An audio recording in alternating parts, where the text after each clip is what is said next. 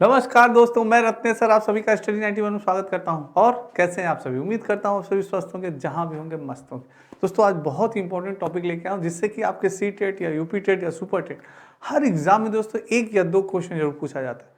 दोस्तों जो हमारी भारत की प्रमुख जनजातियां हैं, इनसे संबंधित हमेशा दोस्तों एक या दो क्वेश्चन जरूर पूछा जाता है। आपसे पूछ सकते हैं कि भील जनजाति कहाँ की है, गोंड जनजाति कहाँ की है, संथाल जनजाति कहाँ की। तो इन जनजातियों के बारे में आपसे हमेशा पूछा जाता है एग्जाम से। 1 से 2 नंबर दोस्तों आपके बहुत इंपॉर्टेंट होते हैं एग्जाम में।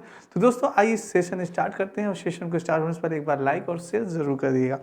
आइए दोस्तों अपना सेशन स्टार्ट करते हैं हम सभी। आइए दोस्तों ये आपके वीडियो का महाबचत ऑफर है, आप सभी ज्वाइन कर सकते हैं। वीडियो का कोर्स आपका स्टार्ट हो चुका है, कंप्लीट कोर्स 999 रुपये में दोस्तों। चलिए भारत की प्रमुख जनजातियां एवं विशेषता। दोस्तों भारत की प्रमुख जनजातियों के बारे में बात करते हैं दोस्तों। तो दोस्तों शीर्ष अनुसूचित जनजाति जनसंख्या वाले राज्य क्रमशः क्या है दोस्तों? सबसे अनुसूचित जनजाति जनसंख्या वाले राज्य की बात कर रहे हैं दोस्तों। किसकी? अनुसूचित जनजाति जनसंख्या वाले राज्य की बात की जा रही है, जिसमें अगर क्रमशः देखा जाए तो हमारे महाराष्ट्र जी का प्रथम स्थान, उसके बाद उड़ीसा, और उसके बाद दोस्तों राजस्थान, और उसके बाद किसका है? गुजरात का।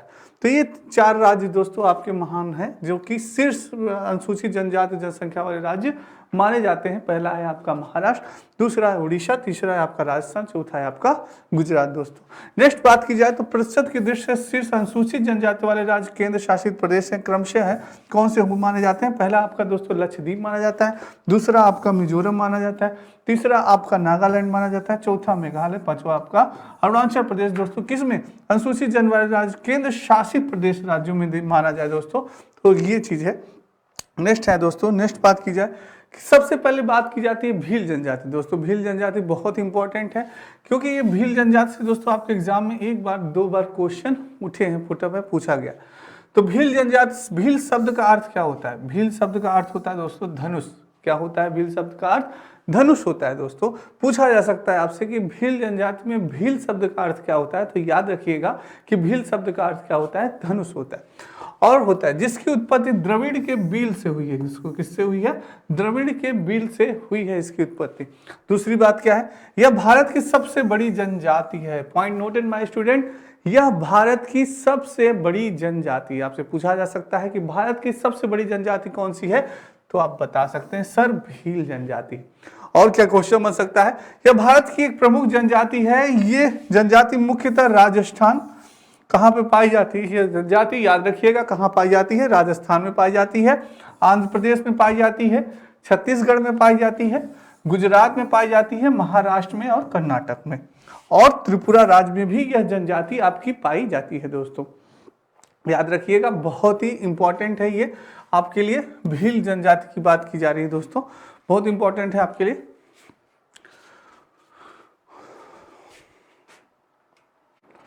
तो दोस्तों ये भील जनजाति के बारे में हमने जाना। भील जनजाति से हमारे पॉइंट बने। पहला पॉइंट हमारा बनता है कि भील शब्द का अर्थ क्या होता है? तो भील शब्द का अर्थ होता है धनुष, जिसकी उत्पत्ति किससे हुई? द्रविड़ के बील से हुई है। किससे? द्रविड़ के बील शब्द से हुई है। और यह दूसरा पॉइंट। तीसरा पॉइंट हमारा बनता है कि भारत की सबसे बड़ी जनजाति की बात की जाए तो भारत की सबसे बड़ी जनजाति कौन सी होती है? आपकी भील होती है। तीसरी बात की जाए, यह भारत की एक प्रमुख जनजाति है। और यह कहाँ पाई जाती है? जनजाति मुख्यतः कहाँ पाई जाती है दोस्तों? राजस्थान में पाई जाती है, आंध्र प्रदेश में पाई जाती है, छत्तीसगढ़ में, गुजरात में, महाराष्ट्र, कर्नाटक, त्रिपुरा एवं राज्य में पाई जाती है। स्क्रीनशॉट ले लीजिएगा, बहुत ही इंपॉर्टेंट है दोस्तों सारी चीजें। नेक्स्ट बात की जाती है गोंड जनजाति की। दूसरी आपकी जनजाति है गोंड जनजाति दोस्तों, ये भी इंपॉर्टेंट है। आपके एग्जाम में गोंड जनजाति से भी कई बार प्रश्न पूछे गए हैं, आइए जानते हैं। तो गोंड भारत की दूसरी सबसे बड़ी जनजाति। आपसे पूछा जा सकता है कि भारत की दूसरी सबसे बड़ी जनजाति कौन है, तो गोंड है। और यह भारत के लगभग 13 राज्यों में दोस्तों, कितने? भारत के लगभग 13 राज्यों में निवास करती है। कितने राज्यों में? 13 राज्यों में यह निवास करती है। और यह जनजातियां मुख्य रूप से कहाँ पाई जाती हैं?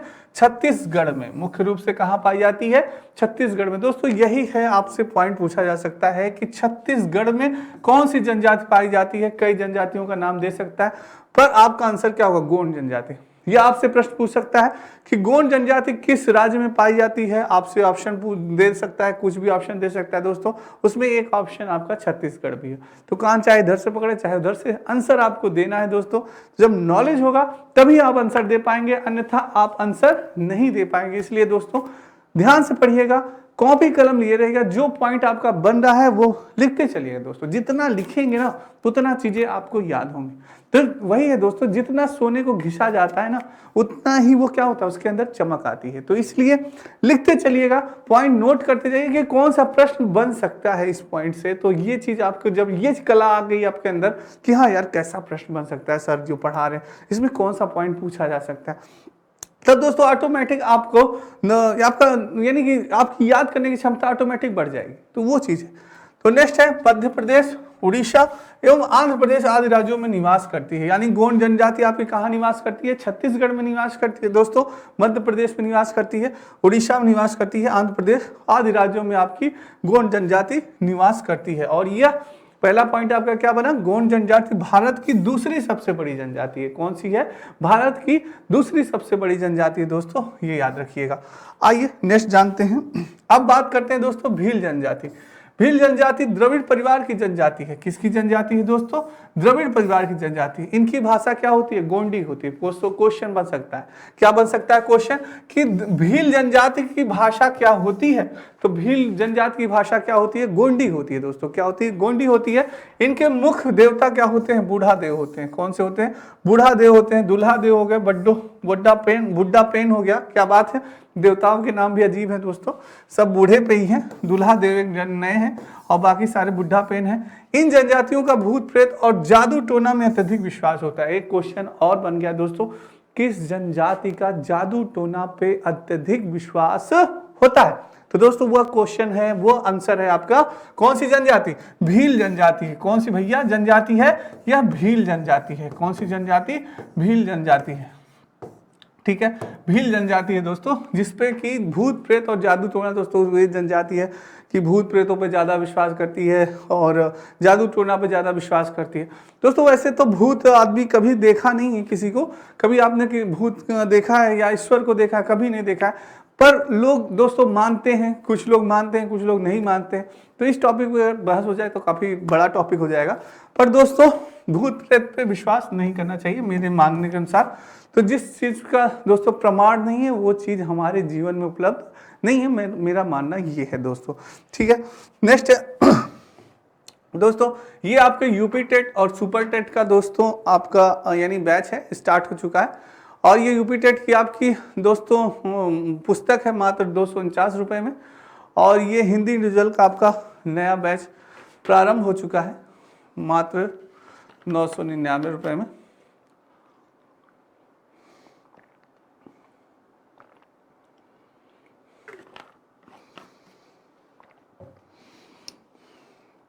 चलिए नेक्स्ट चलते हैं दोस्तों। अब नेक्स्ट बात करते हैं दोस्तों, अब बात करते हैं संथाल जनजाति। किसकी बात कर रहे हैं दोस्तों? संथाल जनजाति की अगर बात करें तो इसमें क्या पॉइंट बन सकते हैं, आइए जानते हैं। संथाल जनजाति के लोग कुशल कृषक एवं उत्तम शिकारी होते हैं। दोस्तों क्वेश्चन आपका एक क्वेश्चन यही बन गया कि किस जनजाति के लोग क्या होते हैं? कुशल कृषक एवं उत्तम शिकारी होते हैं। तो याद रखिएगा दोस्तों, आपके संथाल जनजाति के जो लोग होते हैं वो क्या होते हैं? वो कुशल कृषक होते हैं और उत्तम क्या होते हैं दोस्तों? उत्तम शिकारी माने जाते हैं, होते हैं। यह भारत में पाए जाने वाली तीसरी सबसे बड़ी जनजाति। कौन सी जनजाति दोस्तों है? तीसरी सबसे बड़ी जनजाति मानी जाती है आपकी संथाल जनजाति। संथाल जनजाति के शारीरिक विशेषता नाटे कद एवं चौड़ी और चपटी नाक होती है। दोस्तों चौथा प्रश्न आपका बन सकता है, कौन सी जनजाति के लोग नाटे होते हैं? कौन सी जनजाति के लोगों की नाक चपटी होती है? तो याद रखिएगा आपकी ये जनजाति है संथाल जनजाति। कौन सी जनजाति है? संथाल जनजाति के लोग क्या होते हैं? नाटे होते हैं और इनकी नाक भी क्या होती है? चपटी होती है। संथाल होते हैं यानी कि संथाल जनता का मुख्य निवास क्षेत्र, ये बहुत इंपॉर्टेंट है, ये चीजें तो जानना ही आवश्यक है। मुख्य निवास क्षेत्र क्या होता है? इनका मुख्य निवास क्षेत्र होता है झारखंड। और कौन सा है? बिहार है दोस्तों, मध्य प्रदेश, पश्चिमी बंगाल एवं असम राज्य में ये पाए जाते हैं। कौन से? आपके संथाल जनजाति के जो लोग हैं ये आपके दोस्तों पाए जाते हैं झारखंड में, बिहार में, मध्य प्रदेश, पश्चिम बंगाल एवं असम राज्य में। पॉइंट नोट करते चलिएगा दोस्तों, जितना आप पॉइंट नोट करते जाएंगे उतना आपके लिए बेहतर होगा दोस्तों। चलिए नेक्स्ट चलते हैं दोस्तों। नेक्स्ट बात की जाए अगर नेक्स्ट बात की जा रही है मुंडा जनजाति की बात की जाए दोस्तों। मुंडा जनजाति की अगर बात की जाए, क्या बात है? मुंडा जनजाति यानी कि बात की जा रही दोस्तों, तो मुंडा जनजाति की भाषा ही मुंडा होती है। बहुत बढ़िया, एक क्वेश्चन बन सकता है कि मुंडा जनजाति की भाषा क्या होती है, तो याद रखिएगा मुंडा ही होती है। उस जनजाति की भाषा क्या होती है? मुंडा ही होती है। यह भाषा आस्ट्रिक परिवार की भाषा है। किसकी परिवार की भाषा है? आस्ट्रिक परिवार की भाषा है, याद रखिएगा। जिसमें कि वन, पर्वत, पशुपालन संबंधित शब्द अत्यधिक होते हैं। इसमें जो शब्द होते हैं वो किससे संबंधित होते हैं? आपके वन से संबंधित होते हैं, आपके पर्वत से संबंधित होते हैं, आपके पशुपालन से संबंधित होते हैं। और मुंडा जनजाति का प्रमुख त्योहार क्या है? सरहुल है दोस्तों। क्या है प्रमुख त्योहार इसका? सरहुल है दोस्तों प्रमुख त्योहार। ठीक है। मुंडा जनजाति मुख्य रूप से झारखंड निवास करती है, लेकिन इसका कुछ हिस्सा बिहार, पश्चिम बंगाल एवं उड़ीसा आदि राज्यों में भी निवास करता है। ये याद रखिएगा दोस्तों, मुंडा जनजाति का मुख्य रूप से झारखंड निवास करता है। इसका कुछ हिस्सा बिहार में, कुछ हिस्सा पश्चिम बंगाल में, कुछ उड़ीसा में और कुछ आदि राज्यों में भी निवास करता है। मुख्य रूप से कहाँ? झारखंड। याद रखिएगा, ये एग्जाम में आपसे क्वेश्चन बन सकता है। पहला प्रश्न बन सकता है मुंडा जनजाति की भाषा क्या है, तो आप याद रखिएगा मुंडा है। आपसे पूछ ले इसकी भाषा किससे ली गई है? आस्ट्रिक परिवार से ली गई है। इस भाषा के अंतर्गत कौन सी चीजें ज्यादा प्रयोग की जाती है? इसमें वन, पर्वत, पशुपालन संबंधित शब्द अत्यधिक प्रयोग किए जाते हैं। और मुंडा जनजाति का प्रमुख त्योहार क्या है? सरहुल दोस्तों। यानी पूछा जा सकता है कि सरहुल किस प्रजाति का प्रमुख त्योहार है? क्वेश्चन ऐसे बन सकता है, याद रखिएगा। तो सरहुल जो है वो आपकी मुंडा जनजाति का प्रमुख त्योहार है। और मुंडा जनजाति मुख्य रूप से कहां से निवास करती है? झारखंड में निवास करती है, लेकिन इसका कुछ हिस्सा बिहार, पश्चिम बंगाल एवं उड़ीसा में निवास। तो ये दोस्तों इंपॉर्टेंट जानकारी है दोस्तों। बार बार मैं आपको इसलिए बताता हूं कि जिससे कि आप फोकस करें कि कैसे प्रश्न बन सकता है, कहां से प्रश्न उठा सकता है। दोस्तों केवल पढ़ाने से संबंधित नहीं, ये कला आपके अंदर आनी चाहिए कि प्रश्न कैसे बन सकता है। इस पूरे कंटेंट से आखिर क्वेश्चन कितने बन सकते हैं, कैसे क्वेश्चन पटअप करेगा, ये कला अगर आपके अंदर जिस दिन आ गई दोस्तों, तो उस दिन आपका सिलेक्शन होने से कोई नहीं रोक सकता। तो ये कला आपके अंदर आनी चाहिए कि हाँ यार क्वेश्चन कहां से बन सकता है। तो ये आप अगर शॉर्ट नोट्स अपनी अभी से तैयार करते रहेंगे, बनाते चलेंगे दोस्तों, तो आपका एक शॉर्ट नोट्स अच्छा तैयार हो जाएगा। बस लास्ट में आप बस इससे रिवाइज करते जाएंगे। हाँ भैया कौन सी है जनजाति? मुंडा जनजाति की भाषा क्या है? मुंडा है। यह भाषा कहाँ से आई थी? आस्ट्रिक परिवार की भाषा से आई थी। कौन सरहुल किस जनजाति में कौन सा त्योहार मनाया जाता है? सरहुल किस जनजाति का त्योहार है? तो मुंडा जनजाति का त्योहार है। तो ऐसे आप पढ़ते जाएंगे दोस्तों, तो आपका एक शॉर्ट नोट्स हो जाएगा। सारी चीजों को आप तुरंत रिवाइज कर लेंगे। एग्जाम समय में जानते ही आपको समय बहुत कम मिलता है, तो ये होता है यार एकदम तुरंत रिवाइज करो, तो वो कंडीशन आपकी उस समय ये काम देगी, शॉर्ट नोट्स आपको। अब बात करते हैं बोडो जनजाति की दोस्तों। अगर बोडो जनजाति की बात करें तो यह मूल रूप से बोडो जनजाति मूल रूप से भारत के असम राज्य में निवास करती है। पॉइंट नोट करिएगा कि असम राज्य में मूल रूप से कौन सी जनजाति निवास करती है, तो आप जान लीजिएगा बोडो जनजाति, जिसका कि मूल नृत्य आप जानते हैं असम का क्या है? बिहू है। मूल नृत्य क्या है? बिहू है। नृत्य है क्या है? बिहू। तो दोस्तों असम की जो जनजाति है ये बोडो जनजाति होती है। इसका मूल नृत्य आपका जानते हैं आप, असम का क्या है? बिहू है। असम राज्य में निवास करती है। यह लोग बोडो भाषा बोलते हैं। कौन सी भाषा बोलते हैं? यह बोडो भाषा बोलते हैं, और जो कि तिब्बत वर्मा भाषा परिवार की ही एक शाखा है। किसकी शाखा है? यह तिब्बत वर्मा भाषा परिवार की एक शाखा है दोस्तों। बोडो जनजाति समूह कछारी, गारो, मेष, डिमसा आदि कई जनजातियों से मिलकर बना है। इनके कुछ प्रमुख उप जनजाति जैसे आप कह सकते हैं, कुछ जनजाति समूह है जैसे कि कछारी है, गारो है, मेच है, डिमसा है। ये दोस्तों आदि क्या है? कई जनजाति हैं जो कि आपकी बोडो जनजातियों से मिलकर बनी है। बोडो जनजाति को भारतीय संविधान की 6ठी अनुसूची के अंतर्गत रखा गया। अब देखिए ये कितना अच्छा क्वेश्चन है, आपसे पूछा जा सकता है किस जनजाति को भारतीय संविधान की 6ठी अनुसूची में रखा गया है। कितना बढ़िया क्वेश्चन है दोस्तों। तो आप बता सकते हैं सर बोडो जनजाति को भारतीय संविधान की 6ठी अनुसूची में रखा गया है। देखिए क्वेश्चन यहीं से बनता है दोस्तों, ऐसे क्वेश्चन आएगा आप कहेंगे सर आखिर क्वेश्चन कैसे आते हैं, तो इसी प्रकार से क्वेश्चन पुटअप होते हैं दोस्तों। बस आपको चयन करना है, आपको पढ़ना है, दिमाग में रखना है थोड़ी सी चीजें, बार बार एक बार दो बार रिवाइज करेंगे आपको चीजें याद हो जाएंगी। ठीक है दोस्तों, तो ये चीज है। नेक्स्ट है, अब बात करते हैं थारू जनजाति, जो कि बहुत इंपॉर्टेंट है, वेरी इंपॉर्टेंट है। इस जनजाति से कई बार क्वेश्चन पुटअप हुआ है आपका C TET, UP TET, super TET, कई बार दोस्तों। और कंपटीशन में भी इन जनजातियों से हमेशा क्वेश्चन आते रहते हैं। आप किसी भी कंपटीशन की तैयारी कर रहे हैं, यूपी पुलिस की तैयारी कर रहे हैं, यूपीएसआई की तैयारी कर रहे हैं, केवीएस की तैयारी कर रहे हैं, किसी चीज की भी तैयारी कर, तो इन जनजातियों से हमेशा दोस्तों हमसे एक या दो क्वेश्चन जरूर पूछे जाते हैं। अब थारू जनजाति ले लीजिए दोस्तों। सबसे पहले थारू जनजाति कहाँ की है? उत्तर प्रदेश की सीमा से लगे नेपाल तथा उत्तराखंड की। कहाँ की? नेपाल तथा उत्तराखंड के उधम सिंह नगर क्षेत्र में मुख्य रूप से प्रवास करती है। कहाँ पे है? नेपाल तथा यह उत्तराखंड की दोस्तों थारू जनजाति प्रमुख है, और ये उधम सिंह नगर क्षेत्र में मुख्य रूप से निवास करती हैं या प्रवास करती हैं, याद रखिएगा। और थारू जनजाति हिंदू धर्म को मानते हैं तथा हिंदुओं के सभी त्योहार को मनाते हैं। दोस्तों ये जो जनजाति होती है ये हिंदू धर्म के सारे त्योहारों को मनाते हैं, होली मनाती है, दीपावली मनाते हैं, ईद, सारी चीजें मनाते हैं। जितने हिंदू धर्म के आपके त्योहार हैं दोस्तों, ये सारी होली, दीपावली, हर चीज मनाते हैं दोस्तों। यानी कि ये कहाँ पे है? आपके नेपाल तथा उत्तराखंड के। दोस्तों आपसे एक प्रश्न और बन सकता है कि कौन सी जनजाति के लोग हिंदू धर्म के सभी त्योहारों को मनाते हैं? देखिए क्वेश्चन कैसे बन सकता है, एग्जामिनर आपका चेकअप कर सकता है माइंड का कि भाई अगर आपको मालूम होगा तो दोस्तों कौन सी जनजाति, भील दे देगा, गोंड जनजाति दे देगा ऑप्शन में, थारू जनजाति दे देगा और एक ऑप्शन में दे देगा। तो आप क्या करेंगे? अगर आपको नॉलेज होगा कि भाई थारू जनजाति के लोग जो होते हैं वो सारे त्योहार बनाते हैं, जो हिंदू धर्म के सारे त्योहार, दीपावली हो गया, होली हो गया, सारे त्योहार हिंदू धर्म के मनाते हैं और ये मानते हैं तथा हिंदुओं के सभी त्योहार मनाते हैं। थारू जनजाति दीपावली को शोक पर्व के रूप में मनाते हैं। देखिए एक क्वेश्चन और आपके बन गया कि दीपावली को यह किस रूप में पर्व में मनाते हैं, या कौन सी जनजाति है जो दीपावली को शोक पर्व के रूप में मनाती है? क्या करें? अच्छा क्वेश्चन है, बहुत अच्छा क्वेश्चन है, एग्जाम में आ सकता है।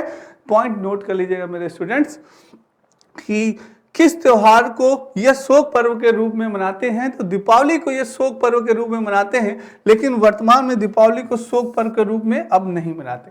पहले ये मनाते थे, अब नहीं मनाते दोस्तों, याद रखिएगा। तो अगर पूछ लीजिएगा कि पहले मनाते थे अब नहीं मनाते, तो याद रखिएगा वो कौन सी जनजाति थी, वह थारू जनजाति थी दोस्तों। प्रश्न आपसे बन सकता है, याद रखिएगा, बहुत इंपॉर्टेंट पॉइंट है इसके लिए भी। अब बात करते हैं दोस्तों, ये आपके वीडियो ग्राम विकास अधिकारी का नया बैच प्रारंभ हो चुका है, आप सभी ज्वाइन कर सकते हैं दोस्तों।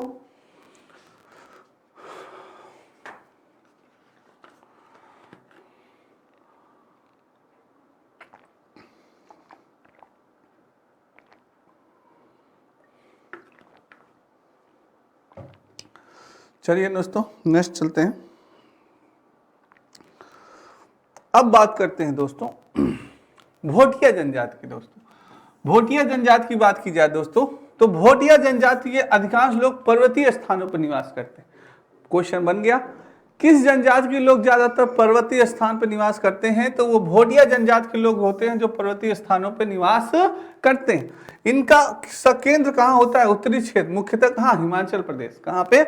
मुख्यतः हिमाचल प्रदेश, उत्तराखंड तथा शीख इन राज्यों में होता है दोस्तों। याद रखिएगा कि ये जो जनजाति होती है, जो भोटिया जनजाति होती है, ये अधिकांशतः कहाँ रहती है? पर्वतीय स्थानों पर रहती है दोस्तों, जैसे कि आपका हिमाचल प्रदेश, उत्तराखंड, इन राज्यों में। अब भोटिया जनजाति आर्थिक, शैक्षिक एवं सामाजिक रूप से अन्य जनजातियों की अपेक्षा पिछड़ी हुई है दोस्तों। यानी अन्य नहीं, यहाँ आने नहीं होगा, यहाँ अन्य होगा। क्या होगा? अन्य जनजातियों की अपेक्षा वह पिछड़ी हुई है। भोटिया जनजाति ऋतु प्रवास हेतु क्या है? प्रसिद्ध है दोस्तों। ये जो जनजाति होती है आपकी भोटिया जनजाति जो होती है, यह होती है क्या? ये शैक्षिक एवं सामाजिक रूप से अन्य जातियों से थोड़ी सी पिछड़ी मानी जाती है। वहां पे इतना शिक्षा का स्तर सही नहीं है दोस्तों, सामाजिक स्तर उतना सही नहीं है वहां पे, तो ये क्या होती है? थोड़ी सी पिछड़ी मानी जाती है जनजाति।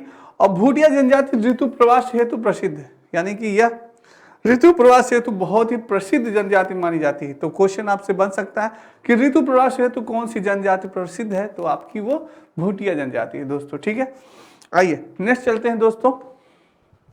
नेक्स्ट बात करते हैं दोस्तों नागा जनजाति, अब बात कर रहे हैं दोस्तों नागा जनजाति की बात करें तो नागा जनजाति भारत के नागालैंड राज्य में मुख्य रूप से निवास करती है। नाम से ही पता चल रहा है नागा जनजाति यानी कि नागालैंड, नागा जनजाति नागालैंड। नोट करते चलिएगा दोस्तों, ऐसे ट्रिक आप बना सकते हैं, आसान आसान सरल सरल ट्रिक, बस थोड़ा सा आपको दिमाग लगाना है दोस्तों।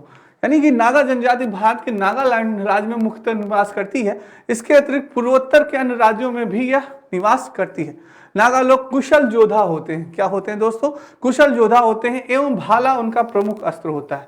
क्वेश्चन बन सकता है दोस्तों कि भाला किस जनजाति का प्रमुख अस्त्र होता है? तो भाला होता है हमारे नागा भाइयों का। किसका? नागा जनजाति को। अरे भाई नागा लोग भाला लेके दौड़ाते हैं। हाँ, ऐसे याद करिए दोस्तों। ऐसे ही दोस्तों जैसे कि अगर आप एजुकेशन को यानी पढ़ाई को बहुत ज्यादा बोझ बना के पढ़ेंगे ना तो दोस्तों आप पे क्या होता है? प्रेशर। जैसे प्रेशर लेके पढ़ेंगे तो प्रेशर कुकर की तरह आपका क्या होगा? माइंड दोस्तों सीटी मारना शुरू कर देगा, यानी कि फट भी सकता है। तो किसी भी चीज को आप प्रेशर से ना पढ़ें, इंजॉयमेंट के रूप में पढ़ें। जब आप इंजॉयमेंट के रूप में पढ़ेंगे दोस्तों तो सारी चीजें याद हो जाएगी। इंजॉय में अरे यार नागा लोग तो भाला लेके दौड़ा लेते हैं यार, ऐसे अब थोड़ा सा आपने इंजॉयमेंट पढ़ा और ये चीजें आपको याद हो गई। तो दोस्तों एकदम इंजॉयमेंट के साथ पढ़िए, थोड़ा सी ऐसे ट्रिक के साथ पढ़िए कि आपको लगे अरे यार वाह मजा आ रहा है। तो दोस्तों पढ़ाई में जिस दिन आपको मजा आने लगा, अरे यार गजब मजा आ रहा है, हाँ ऐसे ट्रिक याद करो, ऐसे ट्रिक सेट करो। अरे भाई नागा लोग दौड़ा लेते हैं भाला लेके, यानी उनका हथियार क्या है? भाला है। तो कहाँ है नागावासी? नागालैंड में पाए जाते हैं। तो ऐसे जैसे आप अगर एंजॉय लेके पढ़ेंगे दोस्तों तो सारी चीजें आपके दिमाग में बैठ जाएंगी। ना आपको रिवाइज करने की जरूरत है, ना आपको लिखने की जरूरत है, बस अपने अनुसार आप ट्रिक बनाइए, बस सोचिए और अच्छे से एंजॉयमेंट के साथ पढ़िए दोस्तों, ठीक है? बर्डन मत लीजिए। नेक्स्ट है दोस्तों, इनका प्रमुख त्योहार क्या है? मिथन है। पॉइंट नोटेड माय स्टूडेंट, इनका प्रमुख त्योहार क्या है? मिथन है। मिथुन दा यानी मिथुन दा भी आप कह सकते हैं भाई, मिथुन दा इनके प्रसिद्ध एक्टर हैं, यानी मिथुन दा इनके प्रसिद्ध त्योहार है। याद रखिएगा, ऐसे ट्रिक बना सकते हैं। नागा जनजाति में नागनी सिनेमा का एक अलग भाषा है। अरे बाप रे, नागनी सिनेमा की एक अलग ही भाषा है, क्या है? का विकास किया गया है, जो विभिन्न नागा एवं असमिया भाषा का मिश्रित रूप है। किसका है?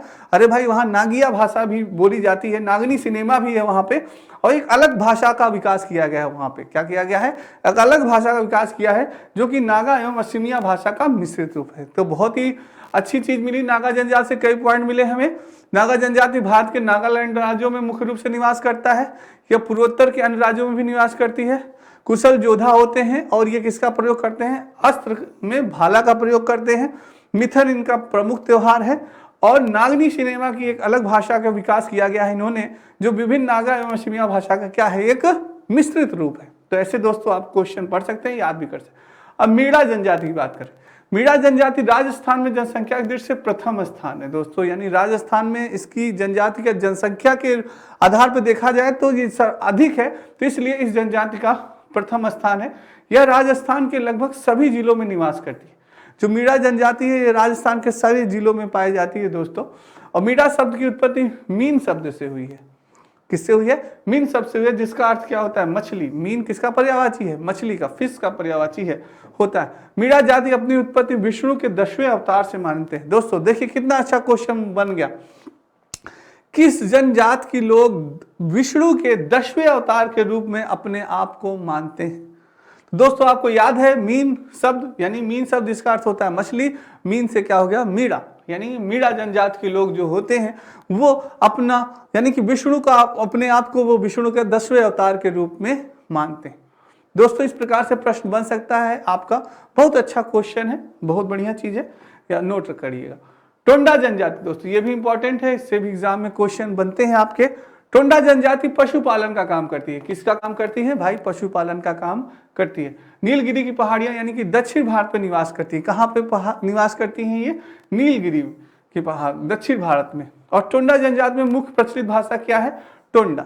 मुख्य प्रचलित भाषा क्या है इसकी? टोंडा है। ये लोग समूह में निवास करते हैं। कहाँ? समूह में, यानी कि इकट्ठे दोस्तों, एक साथ अकेले नहीं रहते, समूह में रहते हैं।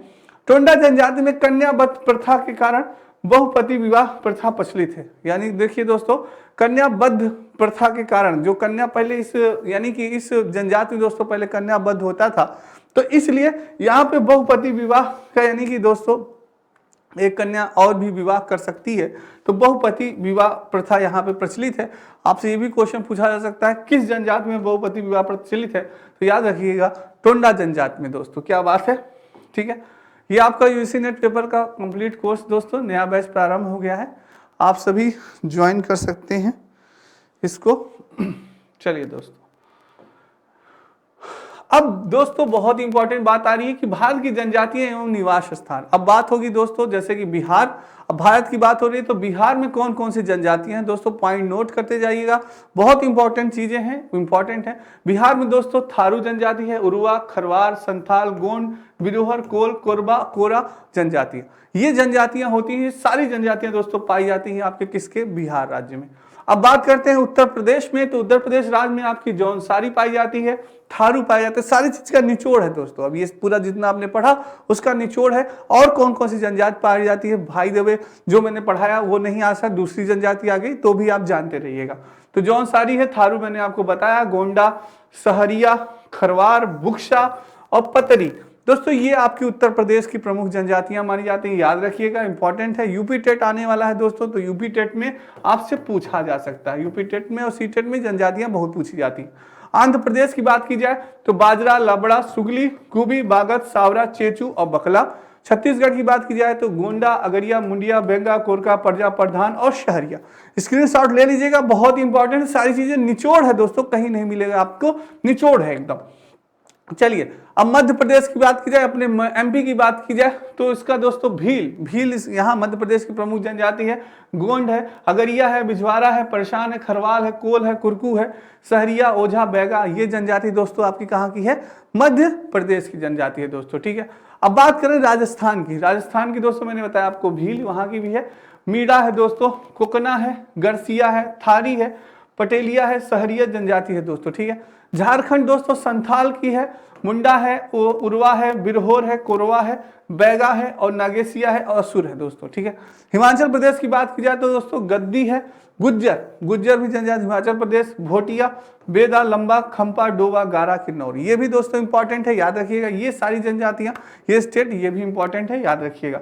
नेक्स्ट चलते हैं दोस्तों, गुजरात की बात की जाए तो भील मैंने बताया, बरदा, कोली, डबरा, खारी, चरणा, रथवा जनजाति। दोस्तों अजीब जनजातियों के नाम है, पर थोड़ा सा आप रिवाइज करेंगे, एक बार दो बार लिख लेंगे तो चीजें आपको याद हो जाएंगी दोस्तों। अरुणाचल प्रदेश की बात की जाए, अबोर, दफला, अपतामी, खोवा, गालो, मोबा और मिसमी दोस्तों। उड़ीसा की बात की जाए तो खोड़, कोल्हा, गोंड, मुंडा, बोंडा, महाली, संथाली, मुआंग, खरिया और डोगरिया दोस्तों। पश्चिम बंगाल की बात की जाए तो संथाल, उर्वा, भूमजी, मुंडा, लोधा दोस्तों, ठीक है। और केरल दोस्तों, केरल की बात की जाए तो पनियान, मवियान, नायर, दाफर, उराली, चेचू, मुपला, सुमली, इरलू, ये दोस्तों यानी कि केरल के अजीब नाम है दोस्तों, एक बार दो बार लिखेंगे तो चीजें याद हो जाएगी, थोड़ा सा टफ पड़ेगा आपको पर याद हो जाएगा। और उत्तराखंड की तो अपनी जौनपुरी है, थारू है, बुस्का है, भोटिया है और राजी है। अंडमान निकोबार की बात की जाए दोस्तों, अंडमानी है, सेंटलीज है, जरवा है, जारण है, बेकड़ा है और सोमपन है और येरू, कोरू और ताबू है। सिक्किम की बात की जाए दोस्तों तो भोटिया, लिंबू, लेप्चा, तमांगा। नागालैंड की नागा, कोन्यांका, आगवामी, ये भी दोस्तों प्रमुख जनजातियां हैं। ये आपके हिंदी इंडिविजुअल का नया बैच प्रारंभ हो चुका है दोस्तों, मात्र 999 रुपये में आप सभी ज्वाइन कर सकते हैं दोस्तों। अब असम की बात की जाए तो असम में मैंने आपको बताया दोस्तों बोरो, मीरी, करबी, राभा, कछारी, सोनवाल, लुशवाई, ये जनजातियां दोस्तों असम की बहुत इंपॉर्टेंट है, याद रखिएगा ये सारी जनजातियां। मणिपुर की बात की जाए तो कोकी, तांगाखुल, थाड़ो, नागा और मैठी हो गया। मेघालय की बात की जाए तो गारो, खासी, जयंतिया, भोई और मिकिर हो गया। मिजोरम में दोस्तों मिजो, पावी, लाखार और चकमा, ये इंपॉर्टेंट है दोस्तों। सारे स्टेट की दोस्तों हैं इंपॉर्टेंट स्टेट की दोस्तों मैंने लाया है जो कि आपके एग्जाम में पूछा जा सकता है। त्रिपुरा है तो रियांग है, त्रिपुरी है, जमातिया, चकमा है, पंदुचेरी की इरुल है, लक्षद्वीप की वाशी और जनजातियां हैं दोस्तों, ठीक है। तो ये है दोस्तों सारी जनजातियां, बहुत इंपॉर्टेंट थी। तो दोस्तों ये आपके नीतीश सर की नोट्स है, आप सभी ले सकते हैं। तो दोस्तों आज की क्लास आपको कैसी लगी कमेंट बॉक्स में कमेंट जरूर करिएगा। एक बार वीडियो ज़्यादा से अगर अच्छी लगी हो तो लाइक करिएगा और शेयर करिए। कल फिर मिलेंगे इंपॉर्टेंट टॉपिक के साथ, तब तक राधे राधे, जय श्री कृष्ण और जय हिंद दोस्तों।